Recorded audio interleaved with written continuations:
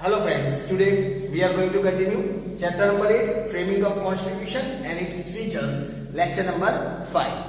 Friends, in this chapter, up to now, we have understood a lot of things like what is constitution, why this constitution is necessary, how was this constitution framed, behind which reason, who helped to frame the constitution, which were the peoples who gave their contribution in framing the constitution, what is preamble, and lots of things, friends.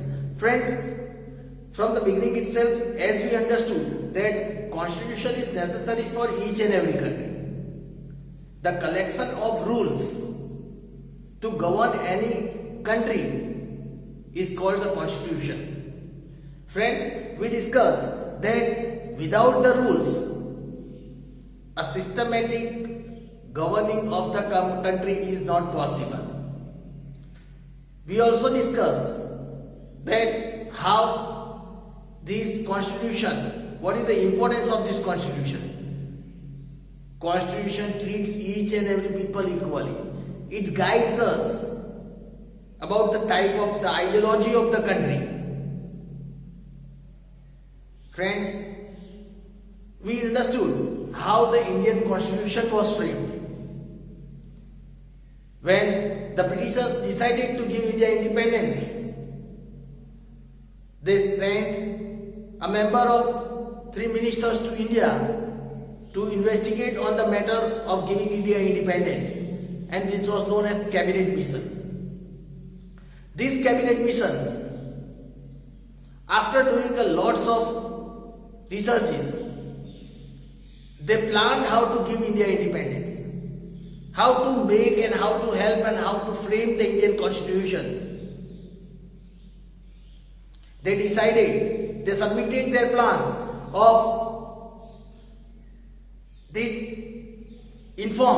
to form a constituent assembly to frame the Indian constitution. And as per the cabinet mission, constituent assembly was formed. Friends, Dr. Rajendra Prasad was made the president of this constituent assembly.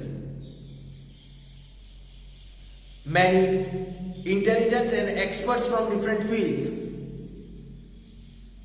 were included in this constituent assembly. Lots of people gave their contribution like Jawaharlal Nehru, Sardar Vallabhbhai Patel, Maulana Abdul Kalam Azad, Krishna Swamy Iyer, female like Sarojini Naidu, Vijayalakshmi Pandit. They gave their contribution in framing our constitution. The Constituent Assembly met for 166 days for a period of 2 years, 11 months and 18 days to frame our constitution. For framing our constitution, a drafting committee was formed. Various members were appointed from different areas, different geographical backgrounds, different religion, different caste, different creed, experts from various fields were included in this drafting committee under the chairmanship of Dr. Bhimrao Ambedkar. Dr. Bhimrao Ambedkar was the chairman of this drafting committee. Their aim was to draft the Constitution of India, that how our Constitution would be there. What are the provisions that can be included in the Constitution of India? They gave their best efforts. And at last, on 26th January 1950, our Constitution came into force. India was declared Republic, and that is why every year, 26th January, we celebrate as Republic Day. Friends, we also discussed about preamble. Preamble is considered as the soul of constitution. It is the introduction of this constitution. Preamble guides about the constitution. It shows about the mind of the constitutional framers, about the ideals of the constitutional framers, that what was in their mind while framing the Constitution of India. If there is any confusion and if anyone wants to do any interpretation in the constitution, preamble plays a very important role. Friends, here it is said, our constitution is also considered as a live document. Because as per the people's aspirations, as per the people's need, as per the people's expectations, the changes can be made in the constitution. And that is why it is known as live document. Friends, as we discussed, Indian constitution is considered as the largest written constitution of the world. Friends, when we are talking about Indian constitution, preamble plays a very important role to guide about the laws. That why these laws were framed. What was the aim behind framing these laws? Which type of country should be there? It aims about the objective of the constitution, that which kind of welfare state should be there. Which kind of laws should be there? Why this law is framed? The objective behind framing this law, that all, each and everything can be understood by the preamble.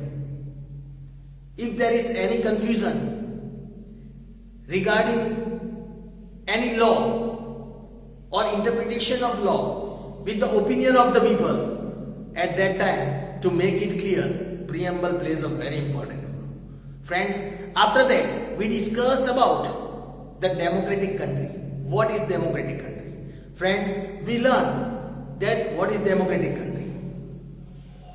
Democracy is an ideology where the power of people is at the center. Democracy comes from a Greek word, demos, that means people, and kratos, that means power. That means the ultimate power of the country lies in the hand of people in democracy. Here the people elects its superior. The government is elected by the people. Here each and every people in democratic country are treated equally in the eye of law. They are given equal rights. Fundamental rights are declared in the constitution in a democratic country. They all are given equal rights to participate in each and every activities of the country without any discrimination of caste, creed or religion. Each and every person, each and every people of our country has been given the right to cast their vote without any discrimination. Each and every person who is eligible as per the constitutional eligibility has the right to contest the elections of our country. Here, in any democratic country, the post of minister is not in heredity, but it is marked through the good deeds of that person. If that person has done the good deeds, then that person gets elected in the elections and he can assume the post of minister. Democratic country plays a very important role in the development of the country. Here the people's aspirations, the people's expectations and the needs of the people are always at the center. Here the welfare of people is also done. The democracy means of the people, by the people and for the people. That means the person who is elected as the minister, who is working as the government of our country, he is of the people, means he is among us. That person is the citizen of India. Neither person who is the foreigner, who is not the citizen of India, cannot become the part of our government. Because the first constitutional eligibility required to become minister or become the part of our government is the person should be a citizen of India. Second thing, that is by the people. That means whosoever is a part of government, whosoever is administrating the country is elected by the people only. He can assume his post with the support of the people, by the people only. Without the support of the people, the person cannot stand or cannot assume the post of minister. And lastly, for the people, that means the person who has assumed the post of minister or who is doing the administration in the government, he is working for the welfare of the people. He is working for the people. That is means this in democracy, people are always at the center. People has the power to even remove the president and the prime minister from their post. So here, the power of people is always at the center. Friends, today the topic that we are going to cover is about the elections in democratic country. Then let us understand today's topic, that is elections of candidate and the formation of government in democratic country. Means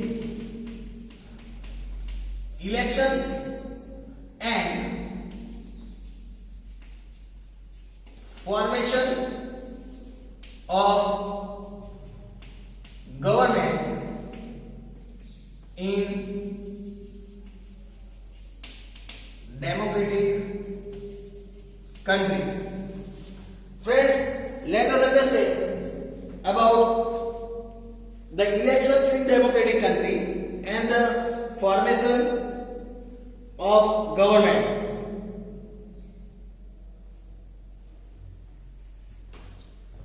Friends, if we are talking about this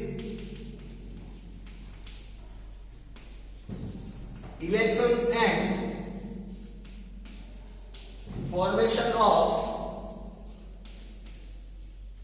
government in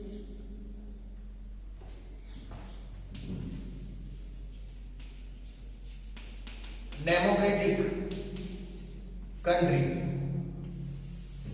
Elections and formations of government in a democratic country. Let us friends understand that how this election is done and how the government is formed.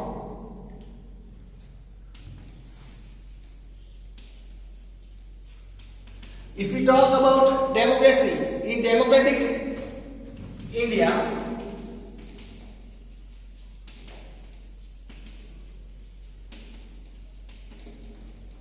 people at country level, in democratic India, people at country level cast votes. People at country level, they cast their votes and elect leaders of their own choice. Friends, here it is said, in democratic India, if you are talking about democratic India, people at country level, they cast their vote, they give their vote, they cast their vote and choose they elect the leaders of their own choice. Means those who have the person whomsoever likes, whichsoever person can cast his vote to him and elect him as the leader. So through voting only, it is fixed. These leaders becomes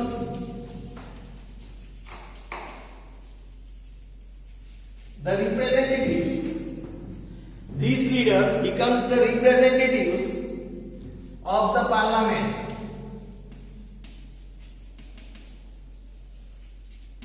Friends, here it is said, the leaders who are elected by the people, they become the representative of the parliament. So, this leader becomes the representative of the parliament. The leader of the majority party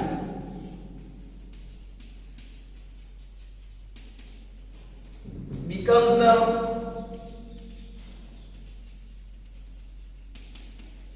prime minister of the country.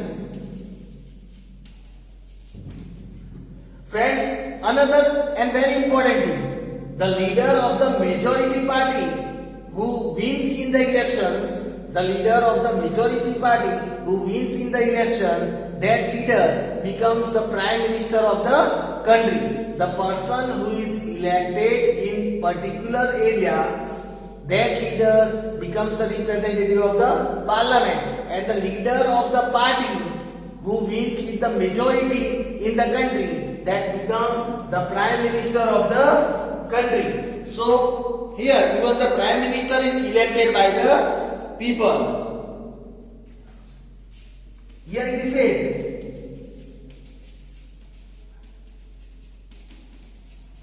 a cabinet of ministers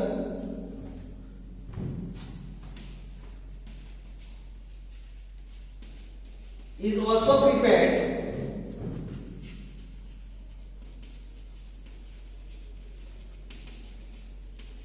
from the candidates, are also prepared from the candidates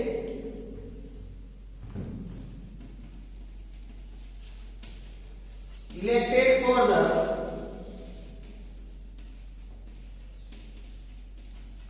parliamentary post, elected for the parliamentary post. The cabinet works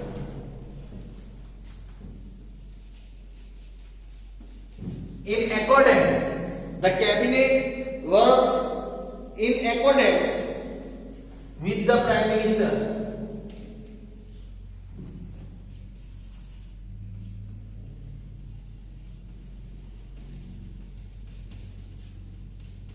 Friends, here it is said, a cabinet minister is also prepared from the candidates that are elected from parliamentary post. The persons who are elected for the parliamentary post, from them the prime minister makes the cabinet, and these cabinet ministers, they work as per the guidance and as per the accordance with the prime minister. Whatsoever guidance is given by the prime minister, these cabinet minister works as per their order, as per the order of the prime minister, as per the guidance of prime minister. These cabinet mission, these cabinet ministers work. So friends, even the cabinet ministers are elected by the people for the parliamentary post first, and then the person who is elected for the parliamentary post, they works, the prime minister, he chooses him as a cabinet minister. Friends, here it is said, the prime minister and his cabinet, that is, we can say board of ministers, the prime minister and his cabinet, that is the board of ministers, works according to the constitution. They work, even the prime minister and his cabinet, that is the board of ministers, they work according to the constitution only. They work according to the constitution, and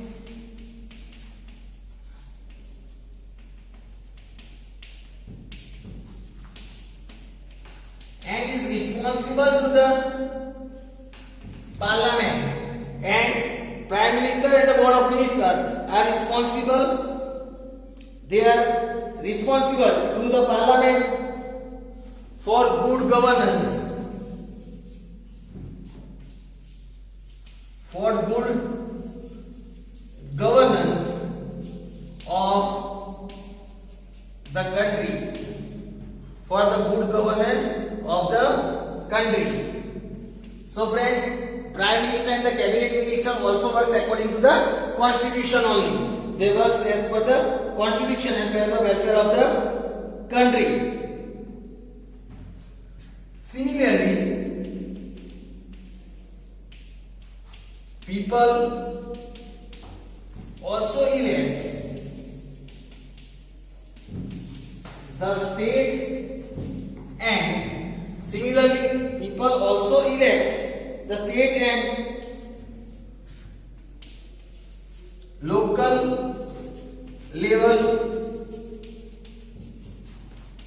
government bodies, even in the same way, people also elect the state government as well as the local level government bodies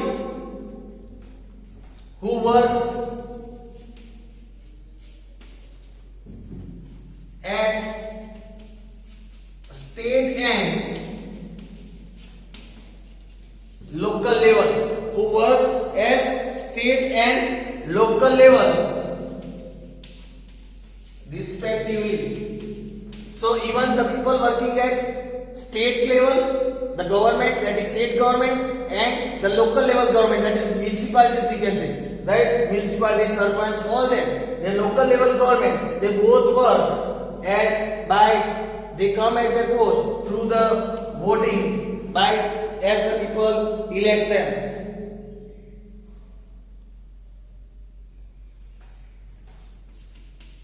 The elected ministers also called as executives. The elected ministers also called as executives do not have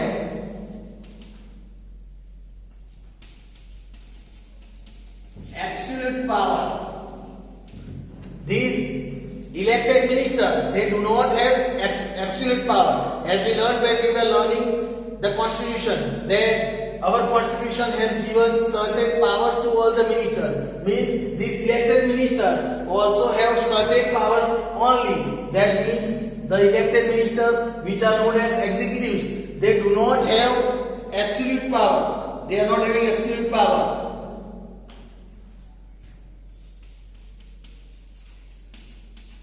They are elected for a term of 5 years. They are elected for a term of 5 years. After 5 years, again the fresh elections are conducted. Friends, here it is said that during these 5 years,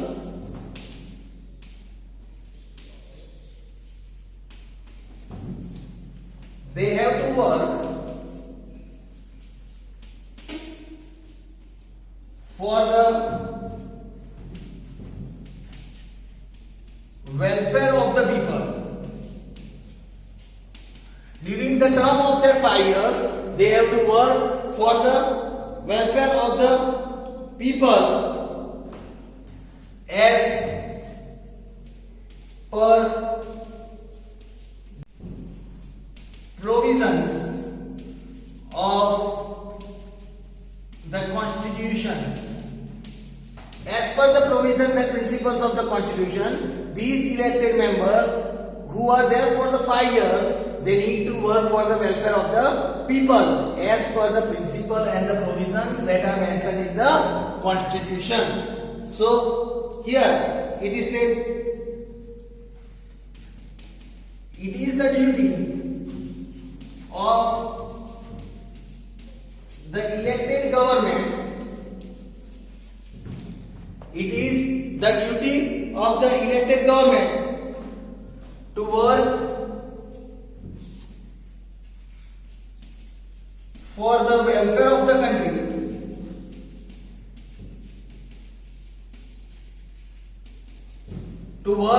it is the duty of the elected government to work for the welfare of the country and enhance the progress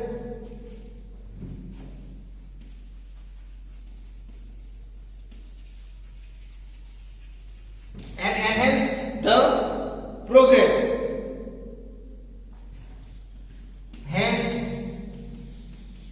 the elected government is also called responsible government.